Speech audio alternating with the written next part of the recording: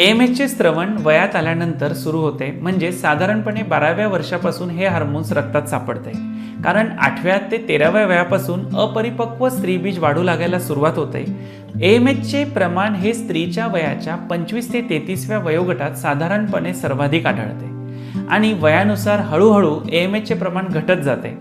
रजोनिवृत्ती म्हणजेच मेनोपॉज नंतर हे हार्मोन्स जवळपास संपूर्णपणे थांबतात. मध्यम वयात मीन्स फर्टिलिटी एजमध्ये सरासरी AMHचे प्रमाण हे 1 ते 4 नॅनोग्राम पर मिलीलिटर ही त्याची नॉर्मल व्हॅल्यू पकडली जाते, तर 4 पेक्षा जास्त व 1 पेक्षा कमी ही त्याची ॲबनॉर्मल व्हॅल्यू कन्सिडर केली जाते.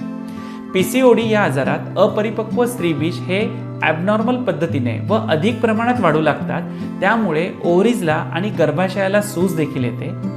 ह्यावेळी AMHचे प्रमाण 4 नॅनोग्राम पर मिलीलिटर पेक्षा अधिक आढळते, तर तीव्र स्वरूपाच्या PCOD मध्ये हे प्रमाण 16 पर्यंत सुद्धा जाते.